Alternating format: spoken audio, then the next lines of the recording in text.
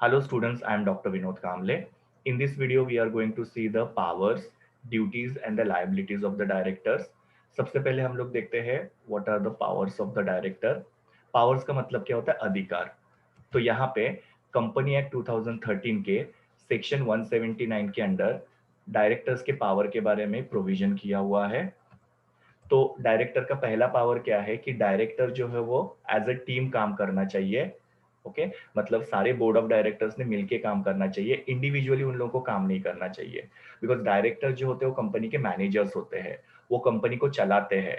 तो सारे डायरेक्टर्स अगर मिलके काम करेंगे तो कंपनी का ग्रोथ होगा, कंपनी का परफॉर्मेंस इंप्रूव होगा और प्रॉफिटेबिलिटी बढ़ेगी. पर अगर वो लोग इंडिविजुअली काम करेंगे तो कंपनी का ग्रोथ होगा नहीं, या कंपनी के जो ऑब्जेक्टिव्स है वो अचीव नहीं होंगे. तो इसके लिए सबने टीम में काम करना चाहिए. दूसरा, company act 2013 memorandum of association and articles of association के हिसाब से शेयर होल्डर्स को कुछ पावर्स दिए गए रहते हैं जो वो जनरल मीटिंग के अंदर यूज कर सकते हैं, जैसे कि डिविडेंड डिक्लेयर करना, डायरेक्टर्स को अपॉइंट करना या ऑडिटर को अपॉइंट करना. तो ये सारे डिसीजन जो है वो शेयर होल्डर ले सकते हैं, उसका पावर जो होता है शेयर होल्डर के पास होता है. और इन पावर्स को बोर्ड ऑफ डायरेक्टर्स यूज नहीं कर सकते हैं. ओके उसके ऊपर उनका कोई भी अधिकार नहीं होता है. तो शेयर होल्डर के जो पावर्स है वो शेयर होल्डर ही एक्सरसाइज कर सकते हैं, यूज कर सकते हैं. उसके ऊपर बोर्ड ऑफ डायरेक्टर का कोई भी अधिकार होता नहीं है, वो उनको एक्सरसाइज नहीं कर सकते हैं. हाँ, लेकिन कंपनी एक्ट 2013 ने memorandum of association and articles of association के अंदर बोर्ड ऑफ डायरेक्टर्स के पावर्स के लिए भी कुछ प्रोविजन किया हुआ है, कुछ पावर्स उनको भी दिए गए हैं. और ये पावर को बोर्ड ऑफ डायरेक्टर्स दो तरीके से यूज कर सकते हैं. एक तो बोर्ड मीटिंग में वो लोग रिजोल्यूशन पास करके अपने पावर को यूज कर सकते हैं. दूसरा, कंपनी के अंदर अलग अलग कमिटीज बनाई जाती है बोर्ड ऑफ डायरेक्टर्स की. ये कमिटी किसके लिए बनाई जाती है? तो कंपनी में जो भी प्रॉब्लम हुआ है वो प्रॉब्लम को सॉल्व करने के लिए. तो ये कमिटीज के थ्रू भी वो अपने पावर को यूज कर सकते हैं. अभी हम लोग देखते हैं कुछ एग्जाम्पल्स कि कौन से पावर्स होते हैं बोर्ड ऑफ डायरेक्टर के. तो सबसे पहला है टू बोरो द मनी, मतलब कंपनी को अगर फंड्स की जरूरत है तो कैपिटल रेज करने का पावर जो है बोर्ड ऑफ डायरेक्टर्स के पास होता है.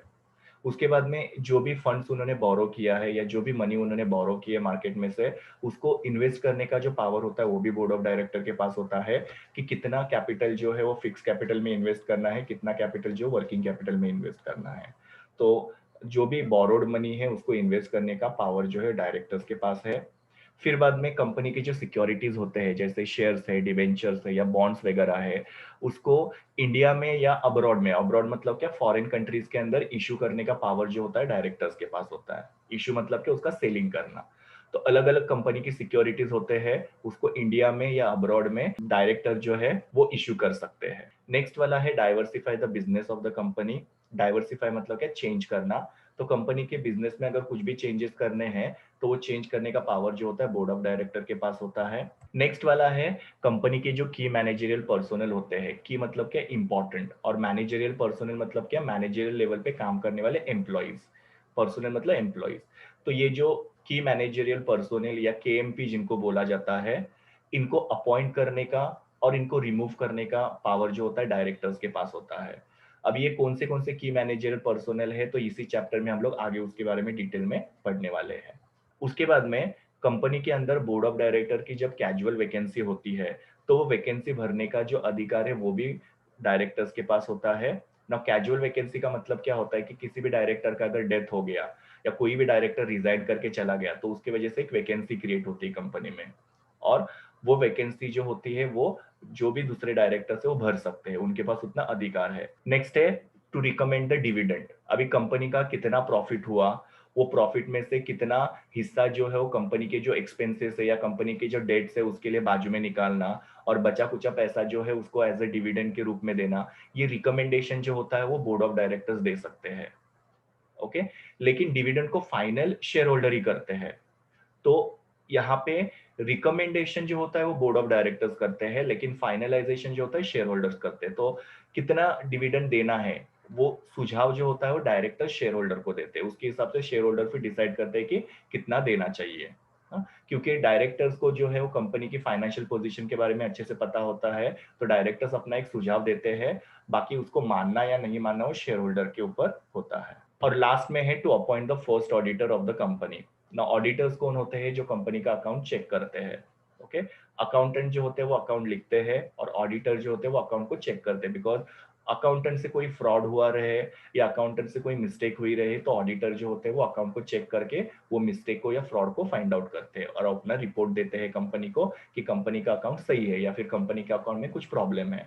तो कंपनी का जो फर्स्ट ऑडिटर होता है, मतलब कंपनी इनकॉर्पोरेट होने के बाद में जो पहला ऑडिटर अपॉइंट किया जाता है वो अपॉइंट करने का अधिकार जो होता है डायरेक्टर्स के पास होता है। अभी हम लोग देखते हैं what are the duties of director. Now duties का मतलब क्या कि उन लोगों की क्या जिम्मेदारियां होती है। तो डायरेक्टर का जो रिलेशन होता है कंपनी के साथ वो फिड्यूशियरी होता है। फिड्यूशियरी का मतलब क्या होता है कि विश्वास का होता है या ट्रस्ट का होता है। तो हर एक डायरेक्टर ने अपनी जो ड्यूटी है या अपनी जो जिम्मेदारी है उसको ट्रस्ट के साथ मतलब विश्वास के साथ, लॉयल्टी के साथ मतलब ईमानदारी, ओबीडियंस मतलब क्या है कि उनको प्रॉपरली फुलफिल करना, केयर के साथ और अटमोस्ट गुड फेथ के साथ। अटमोस्ट गुड फेथ का मतलब क्या होता है, एक दूसरे के ऊपर विश्वास करना। तो कंपनी ने डायरेक्टर के ऊपर विश्वास करना चाहिए और डायरेक्टर्स ने कंपनी के ऊपर विश्वास करना चाहिए। तो इस तरीके का कंपनी का और डायरेक्टर का रिलेशन होता है, इसको फिड्यूशियरी बोला जाता है। तो डायरेक्टर्स ने एकदम ट्रस्ट के साथ कंपनी के अंदर काम करना चाहिए, अपनी जो भी रिस्पॉन्सिबिलिटीज है उसको निभाना चाहिए। दूसरा है डायरेक्टर जो है उन्होंने अपने पोजीशन का गलत इस्तेमाल नहीं करना चाहिए अपने खुद के पर्सनल गेन के लिए। पर्सनल गेन का मतलब क्या होता है, खुद के फायदे के लिए। तो कंपनी और शेयर होल्डर्स को लॉस करा के खुद के पर्सनल गेन के लिए अगर डायरेक्टर्स कुछ भी कर रहे हैं इट मीन्स वो अपने पोजीशन का यहाँ पे मिसयूज कर रहे हैं। जैसे कि अगर सपोज किसी से रॉ मटेरियल परचेज करना है तो जानबूझ के डायरेक्टर जो है ऐसे लोगों से रॉ मटेरियल परचेज करते जो डायरेक्टर्स को कमीशन देते हैं। तो ये गलत है और शायद तक ऐसे भी हो सकता है कि वो जो रॉ मटेरियल है वो खराब क्वालिटी का है, उसकी वजह से खराब क्वालिटी के गुड्स बनेंगे और कंपनी का नाम जो है वो खराब हो सकता है। तो यहाँ पे डायरेक्टर्स क्या कर रहे हैं, खुद के पर्सनल गेन के लिए ये सब चीजें कर रहे हैं बिकॉज उनको अच्छा कमीशन मिल रहा है वो सप्लायर के पास से। और डायरेक्टर अपनी यहाँ पे पोजीशन को भी मिसयूज कर रहे हैं, तो ये डायरेक्टर्स ने नहीं करना चाहिए। और उसी तरीके से डायरेक्टर्स ने कोई भी अनड्यू गेन या एडवांटेज नहीं लेना चाहिए, मतलब गलत इस्तेमाल नहीं करना चाहिए खुद के लिए या खुद के फैमिली के लिए या खुद के किसी भी एसोसिएट्स के लिए, मतलब उनसे जो जुड़े हुए लोग हैं उनके लिए। जैसे कि शेयर होल्डर जो होते हैं वो कंपनी में हमेशा आते नहीं है, वो सिर्फ एनुअल जनरल मीटिंग में आते हैं कंपनी के अंदर। तो उस केस में क्या हो सकता है कि कंपनी के जो डायरेक्टर्स है वो कंपनी के असेट्स को खुद के लिए या फिर खुद के फैमिली के लिए या खुद के जो भी एसोसिएट्स उनके पहचान वाले हैं उनके लिए यूज कर सकते हैं। तो यहाँ पे वो लोग क्या कर रहे हैं, अनड्यू गेन कर रहे हैं, अनड्यू एडवांटेज ले रहे हैं, गलत इस्तेमाल कर रहे हैं या गलत फायदा ले रहे हैं चीजों का। तो वो नहीं होना चाहिए। तो इसीलिए मैंने पहले ही बताया कि कंपनी और डायरेक्टर्स का जो रिलेशन होता है वो फिड्यूशियरी होना चाहिए, ट्रस्ट का होना चाहिए, लॉयल्टी का होना चाहिए। ऐसी कोई भी एक्टिविटी उन्होंने नहीं करनी चाहिए जिसकी वजह से कंपनी को लॉस हो जाए या कंपनी को प्रॉब्लम क्रिएट हो जाए। नाउ यहाँ पे दो टाइप की ड्यूटीज होती है डायरेक्टर की। एक होता है स्टैट्यूटरी ड्यूटीज। स्टैट्यूटरी ड्यूटी मतलब क्या, ये कंपनी एक्ट 2013 ने डायरेक्टर्स के ऊपर इम्पोज किया हुआ है या डायरेक्टर्स को दिए हुए ये ड्यूटीज। उसमें कुछ एग्जांपल्स है। पहला है to file return of allotment. Now return of allotment का मतलब क्या होता है कि कंपनी ने कितने शेयर बेचे हैं, कितने डिबेंचर्स बेचे हैं या कितने बॉन्ड्स बेचे हैं, उसका रिटर्न जो होता है वो कंपनी को उसका अलॉटमेंट होने के बाद में 30 दिनों के अंदर रजिस्टर ऑफ कंपनी के पास सबमिट करना पड़ता है। रिटर्न मतलब स्टेटमेंट। तो उससे पता चलेगा कि कंपनी ने कितने शेयर बेचे हुए हैं। ओके। और इसकी वजह से कंपनी के अंदर कोई फ्रॉडुलेंट एक्टिविटी तो नहीं हो रही है ना, उसके ऊपर भी वॉच रखा जा सकता है। दूसरा है कि कंपनी का जो आर्टिकल्स ऑफ एसोसिएशन होता है उसके अकॉर्डिंग जो है वो डायरेक्टर्स को एक्ट करना है। एक्ट करना मतलब क्या, काम करना है। आर्टिकल्स के अगेंस्ट जाके कोई भी एक्टिविटी डायरेक्टर्स यहाँ पे कर सकते नहीं है। तीसरा है to attend the board meeting. जो भी कंपनी की बोर्ड मीटिंग्स होती है वो डायरेक्टर्स को अटेंड करना पड़ता है। और सबसे लास्ट स्टैट्यूटरी ड्यूटी है to appoint the first auditor of the company. जो हमने पहले देखा कि कंपनी का जो पहला ऑडिटर होता है वो अपॉइंट करने का अधिकार जो होता है डायरेक्टर्स के पास होता है। तो ये हो गए स्टैट्यूटरी ड्यूटीज ऑफ डायरेक्टर। दूसरा है जनरल ड्यूटी क्या है डायरेक्टर्स की। पहला है duty of good faith. Now good faith का मतलब क्या होता है, विश्वास के साथ काम करना। तो डायरेक्टर जो है उन्होंने पूरी तरीके से विश्वास के साथ कंपनी में काम करना चाहिए।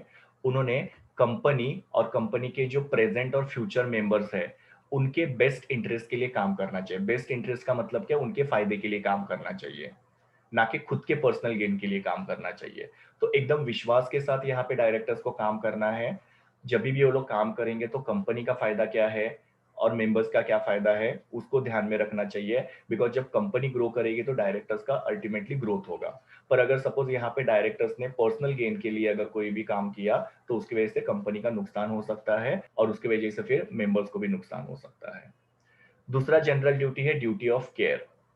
अभी जो भी डायरेक्टर्स को वर्क असाइन किया जाता है, वर्क असाइन करना मतलब कि उनको काम दिया जाता है तो उसको उन्होंने केयर से करना चाहिए। केयर मतलब कि एकदम ध्यान से करना चाहिए, संभाल के करना चाहिए। अगर उनको जो काम दिया है उन्होंने अगर वो केयर के साथ नहीं किया तो उसकी वजह से कंपनी को लॉस हो सकता है। तो इसके लिए उनको हर एक काम जो है वो केयरफुली करना चाहिए। और थर्ड वाला और लास्ट वाला जनरल ड्यूटी है ड्यूटी नॉट टू डेलीगेट। मतलब जो डायरेक्टर्स को काम दिया है वो डायरेक्टर्स नहीं करना चाहिए, वो किसी को डेलीगेट नहीं करना चाहिए। डेलीगेट का मतलब क्या होता है, पास ऑन करना। मतलब दिया डायरेक्टर को है, डायरेक्टर ने किसी और को दे दिया, तो ऐसे नहीं होना चाहिए। यहाँ पे डायरेक्टर्स को कुछ फंक्शन जो है वो कंपनी एक्ट 2013 और आर्टिकल्स ऑफ एसोसिएशन के द्वारा किसी और को डेलीगेट करने के लिए परमिट किया हुआ है। मतलब वो कुछ फंक्शंस ऐसे हैं जिनको डेलीगेट कर सकते हैं अगर वो फंक्शन बहुत ही अर्जेंट कंडीशन के हैं। Okay, so these were the duties of the directors. और लास्ट पार्ट है हमारा लायबिलिटीज ऑफ द डायरेक्टर। ना डायरेक्टर किनको किनको लायबल होते हैं या किनको जवाब देना पड़ता है। सो डायरेक्टर जो होते हैं कंपनी को लायबल होते हैं। डायरेक्टर्स थर्ड पार्टी मतलब कंपनी के जो आउटसाइडर्स दूसरे लोग होते हैं, जैसे गवर्नमेंट हुआ, सप्लायर्स वगैरह हुए, तो ये कंपनी के आउटसाइडर्स है, तो इन लोगों को भी डायरेक्टर्स लायबल होते हैं, उनको भी इनको जवाब देना पड़ता है। देन अगर डायरेक्टर्स ने कोई भी कंपनी की स्टैट्यूटरी ड्यूटी जो हमने चार देखी उसको ब्रीच किया, ब्रीच करना मतलब है तोड़ा, तो उसके लिए भी डायरेक्टर्स को जवाब देना पड़ता है। और उसी के साथ साथ अगर कंपनी में उन्होंने कुछ भी फ्रॉड किया और उसकी वजह से कंपनी को फाइनेंशियल लॉसेस होते हैं और मेंबर सफर करते हैं, ये उनकी क्रिमिनल लायबिलिटी भी हो सकती है। उसके अंदर उनको पनिशमेंट्स वगैरह दिए जा सकते हैं। So this was all about powers, duties and liabilities of the directors. ये मेरे URL है जहाँ से मैंने इमेजेस लिए हैं। Thank you students, please do like, share, comment and subscribe to my YouTube channel and also recommend my channel to your friends. We will meet in the next video.